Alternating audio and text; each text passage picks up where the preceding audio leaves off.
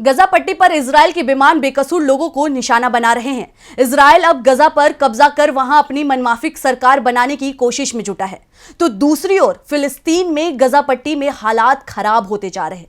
Israel के हमले का हमास प्रतिरोध कर रहा है, लेकिन जिस तरह से पूरे पश्चिमी देश इजराइल के साथ खड़े दिख रहे हैं, उससे फिलिस्तीन मुश्किल में दिख रहा है।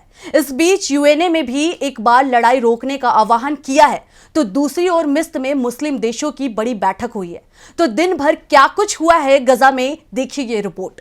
गजा पट्टी को मिस्र से जोड़ने वाले राफा क्रॉसिंग बॉर्डर को आज खोल दिया गया, जिससे गजा में मानवीय सहायता पहुंचना भी शुरू हो गई है।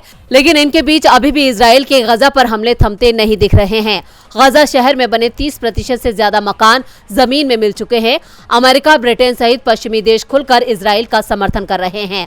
अमेरिका की दोहरी नीति दिखाई दे रही है और वो इजराइल को गोला बारूद दे रहा है और दावा कर रहा है कि इजराइल को इसकी कमी नहीं होने देंगे, तो दूसरी ओर लड़ाई रोकने की बात भी कर रहा है। इस बीच इजराइल हमास जंग को रुकवाने के लिए मिस्र में राष्ट्रपति अब्देल फतेह अल सीसी के नेतृत्व में बैठक हुई, जिसमें Qatar, UAE, Italy, Spain, Greece, Canada, European council समेत 10 से ज्यादा देशों के प्रतिनिधि शामिल हुए। बैठक में फिलिस्तीन के राष्ट्रपति महमूद अब्बास ने कहा कि कोई भी चुनौती हो, हम अपनी जमीन छोड़कर कहीं और नहीं जाएंगे।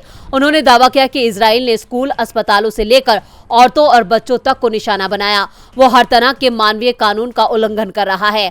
बैठक में जॉर्डन के किंग अब्दुल्ला द्वितीय ने इजराइल के हमले पर पश्चिमी देशों की चुप्पी की निंदा की।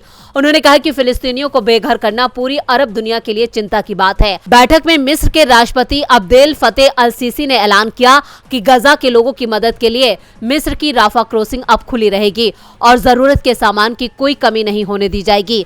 दूसरी ओर इजराइल ने मिस्र, जॉर्डन और मोरक्को सहित मुस्लिम देशों में मौजूद अपने नागरिकों को जल्द से जल्द देश छोड़ने को कहा है। डीबी लाइव की रिपोर्ट।